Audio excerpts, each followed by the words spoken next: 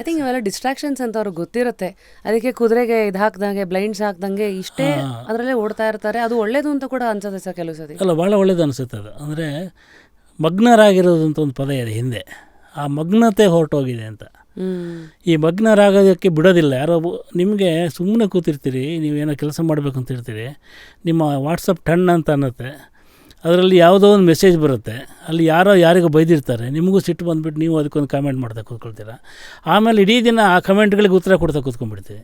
ಅಲ್ಲಿ ಇಡೀ ದಿನ ಹೊರಟೋಯ್ತು. ಅಂದರೆ ನಾನು ಹೇಳೋದೇನೆಂದರೆ, ಒಂದು ಈ ವಯಸ್ಸಲ್ಲಿ ನಾನು I cannot earn time, I can earn money.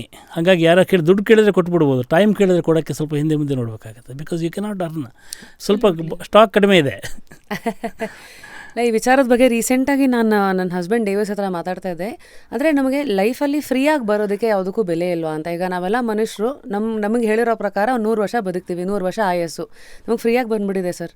ಅದಕ್ಕೆ ಇನಿಷಿಯಲ್ ಡೇಸಲ್ಲೆಲ್ಲ ಒಂದು ಹಳೆ ಮಾತಿದೆ, how do you kill time ಅಂತ. ನನಗೆ ಇವತ್ತು how can somebody kill time? Time is killing us ಅಲ್ವಾ? Time is killing. ಸೊ ನಾವು ಈ ಥರ ಪದಗಳನ್ನು ಗೊತ್ತಿಲ್ಲದಿರೋ ಹಂಗೆ ಟೀನೇಜಲ್ಲೆಲ್ಲ ಬಾಯಿಗೆ ಬಂದಂಗೆ ಮೊದಲು ಏನು ಮಾಡೋದು, ಸಮಯ ಹಿಂಗೆ ಕಳೆಯೋದು ಅಂತ ಕೂತ್ಕೊಂಡಿದ್ದ ಕಾಲದಿಂದ ಹೋಗ್ತಾ ಹೋಗ್ತಾ ಅಯ್ಯೋ ಸಮಯ ನಮ್ಮನ್ನು ತಿಂತಾ ಇದೆ, ಇನ್ನು ಏನೇನು ಮಾಡೋದು ಅಂತ ಅದು ಒಂದು ಪರಿವರ್ತನೆ ಏನಾಗುತ್ತೆ. ಯಾಕಿದೆಲ್ಲ ಹೇಳ್ತಾ ಇದ್ದೀನಿ ಅಂದರೆ, 59 ವರ್ಷ ಜೀವನ ನೋಡಿರೋ ನಿಮಗೆ, ನಮ್ಮಂಥ ಯಂಗ್ಸ್ಟರ್ಸಿಂದ ಹಿಡಿದು ನನಗಿಂತಲೂ ತುಂಬ ಈಗ ಇನ್ನೂ ಕಂಡುಬಿಡ್ತಾ ಇರೋರು ಶೋನ ನೋಡ್ತಾ ಇರೋದ್ರಿಂದ ಒಂದಷ್ಟು ವಿಚಾರವಂತಿಕೆ ಅದನ್ನು ನಮ್ಮ ಮುಂದೆ ಇಡೋದಾದರೆ, ಸರ್ 15ರಿಂದ 25 ವಯಸ್ಸಿನವರೆಗೆ ಮೊದಲು ನೀವು ಕೊಡುವಂಥ ಒಂದಷ್ಟು ಅಂದರೆ ಅಡ್ವೈಸ್, ಜೀವನ ಹೇಗೆ ನೋಡಬೇಕು, ಯಾವುದ್ರ ಹಿಂದೆ ಓಡಬೇಕು? ಏನಿಲ್ಲ, 15ರಿಂದ 25 ಇದೆಯಲ್ಲ, ಅದು ಕಲಿಕೆಯ ವಯಸ್ಸು. ನಾನು ಕೂಡ ಅದನ್ನು ಮಾಡಿಲ್ಲ. ಬಟ್ ಆಮೇಲೆ ಏನು ಅನ್ನಿಸ್ತಂದರೆ, ಈಗ PUC ಕಲಿಯೋದಕ್ಕೆ ಹೇಳ್ತಾರೆ, 2 ವರ್ಷ PUC ಇದೆ ಅಂತ. ಆ PUC ಕಲಿಯುವಂಥ ವಯಸ್ಸಲ್ಲೇ ನಮಗೊಂದು ಸ್ವಲ್ಪ ಜ್ಞಾನೋದಯ ಆಗಿರುತ್ತೆ. ಇದೆಲ್ಲ ವೇಸ್ಟು, ನನಗೆ ಒಳ್ಳೆ ಆ್ಯಕ್ಟ್ರ್ ಆಗ್ತೀನಿ ನಾನು, ನನಗೆ ಒಳ್ಳೆ ಮ್ಯೂಸಿಕ್ ಟ್ಯಾಲೆಂಟ್ ಇದೆ, ನಾನು ಇನ್ನೇನೋ ಆಗ್ತೀನಿ ಅಂತ ಅಂದ್ಕೊಂಡು ಆ 2 ವರ್ಷ ನಾವು PUC ಚೆನ್ನಾಗಿ ಓದಲ್ಲ, ಇನ್ನೇನೋ ಮುಂದೆ ಏನೋ ಆಗ್ತೀನಿ ಅಂತ. ಬಟ್ ಆ 2 ವರ್ಷ PUCನೂ ಓದಲ್ಲ, ಬೇರೆನೂ ಮಾಡಲ್ಲ. So the 2 years is gone.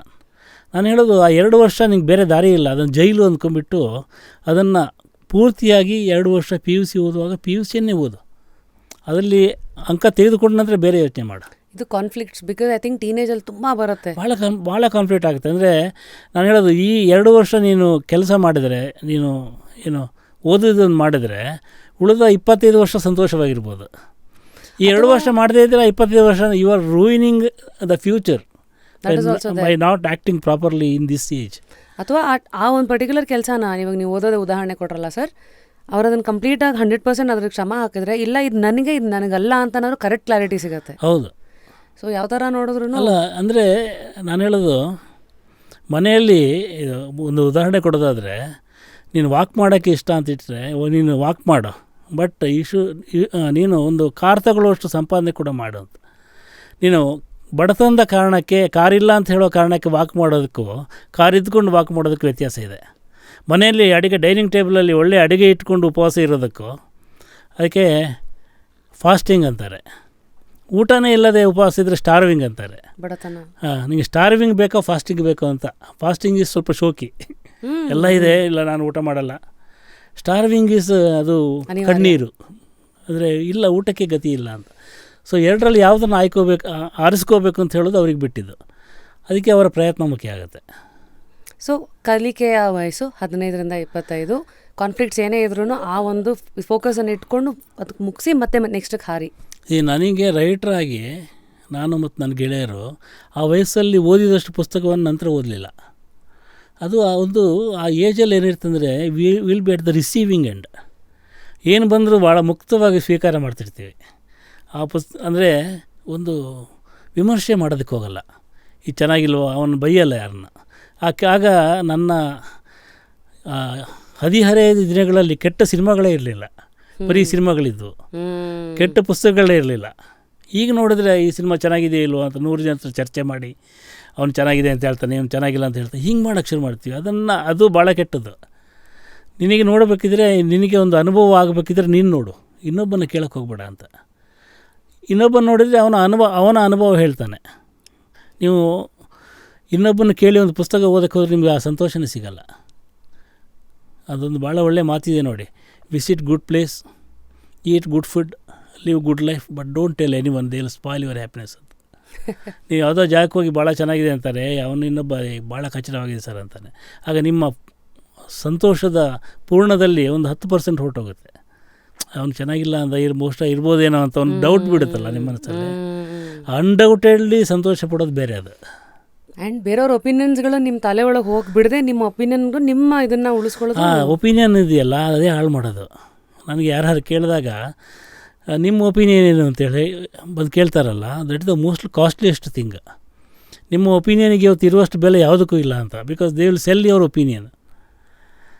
ಅದು ಆ ಒಪಿನಿಯನ್ ನೋಡಿ, ನೀವು ಏನೋ ಒಂದು ಹೇಳಿಕೆ ಕೊಟ್ಬಿಟ್ರೆ ನಾಳೆ ವೈರಲ್ ಆಗಿ ಗಲಾಟೆ ಆಗಿ ನಿಮ್ಮ ನಿದ್ದೆ ಎಲ್ಲ ಹಾಳಾಗಿ ಅಂದರೆ ಯುವರ್ ಒಪಿನಿಯನ್ ಮ್ಯಾಟರ್ಸ್ ಮೋಸ್ಟ್ ಅಂತ.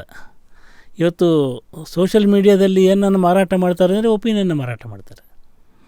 ಒಪಿನಿಯನ್ಸು, ಥಾಟ್ಸು, ಲೈಫ್ ಪ್ಯಾಟ್ರನ್ಸು, ಯಾವ್ದು ಹೆಂಗಿರಬೇಕು, ಐ ಥಿಂಕ್ ಇವೆಲ್ಲ ನೋಡ್ತಾ ಇದ್ದಾಗ ಕೆಲವ್ದು ಗಾಬರಿ ಆಗೋದು. ಹಂಗಿದ್ರೆ ಸ್ವಂತಿಕೆ ಎಲ್ಲಿದೆ, ಅಥವಾ ಅದ್ರ ಹಿಂದೆ ಯಾರೂ ಓಡ್ತಾ ಇಲ್ವಾ, ಎಲ್ಲ ರೆಡಿ ಇರುತ್ತೆ, ಯಾರೋ ಮಾಡ್ತಾರೆ ಬಿಡು, ನಾವು ಸುಮ್ಮನೆ ಫಾಲೋ ಮಾಡಿದ್ರೆ ಸಾಕು ಅಂತ. ದೇವನೂರು ಮಹಾದೇವ ಒಂದು ಮಾತು ಹೇಳಿದರು ಭಾಳ ನನಗೆ ಚಿಕ್ಕನ್ನಲ್ಲಿ, ಅಂದರೆ ನಾನು ಮೋಸ್ಟ್ ಡಿಗ್ರಿಯಲ್ಲಿದ್ದೆ ಅನಿಸುತ್ತೆ, ಅದು ನನ್ನ ಮನಸ್ಸಲ್ಲಿ ಉಳ್ಕೊಂಡ್ಬಿಟ್ಟಿದೆ.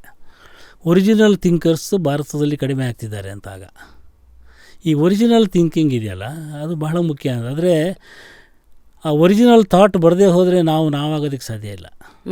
ಅವರು ನೋಡಿ, ಅವ್ರದ್ದು ದೇವನೂರು ಮಹಾದೇವರ ಎಲ್ಲ ಪುಸ್ತಕಗಳಲ್ಲಿ ಅಥವಾ ಆಲೋಚನೆಗಳಲ್ಲಿ ಒಂದು ಒರಿಜಿನಾಲಿಟಿ ಇದೆ.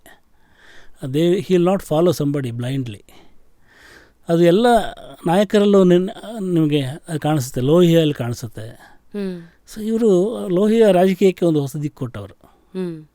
ಸೊ ಈ ರೀತಿ ಏನೇನು ಕಟ್ತಾ ಬಂದರೋ ಮಾರ್ಕ್ಸಲ್ಲಿ ಕಾಣಿಸುತ್ತೆ, ಗಾಂಧೀಜಿಯಲ್ಲಿ ಕಾಣಿಸುತ್ತೆ. ಹೀಗೆ ಅವರು ಏನೇನು ಕಟ್ತಾ ಬಂದರು ಅವರಲ್ಲಿ ಬಹಳ ವಿಭಿನ್ನವಾದ ಒಂದು ಆಲೋಚನೆ ಇರುತ್ತೆ ಅವರು ಒಂದು ಫ್ಲೋ ಜೊತೆ ಹೊರಟೋಗಲ್ಲ. ಸೊ ಅದನ್ನು ಸಾಧಿಸೋದು ಬಹಳ ಕಷ್ಟ. ಅದಕ್ಕೆ ಈ 100 ಡಿಸ್ಟ್ರಾಕ್ಷನ್ಗಳನ್ನು ನೀವು ಹೇಳಿದಂಗೆ ಅದನ್ನು ಕಡಿವಾಣ ಹಾಕ್ಕೊಂಡು ಕುದುರೆ ಥರ ಅದಕ್ಕೆ ಕಣ್ಕಾಪು ಅಂತಾರೆ, ಆ ಕುದುರೆ ಕಣ್ಣಿಗೆ ಹಾಕ್ತಾರಲ್ಲ, ಹಾಗೆ ಹಾಕ್ಕೊಂಡು ಒಂದು ಫೋಕಸ್ಡ್ ಆಗಿರಬೇಕು. ಫೋಕಸ್ಡ್ ಆಗಿರೋ ಹೊತ್ತಿಗೆ ವೈಡಾಗಿ ಚಿಂತನೆ ಕೂಡ ಮಾಡ್ತಿರ್ಬೇಕು. ಅದೆರಡು ಭಾಳ ಮುಖ್ಯ ಅದು.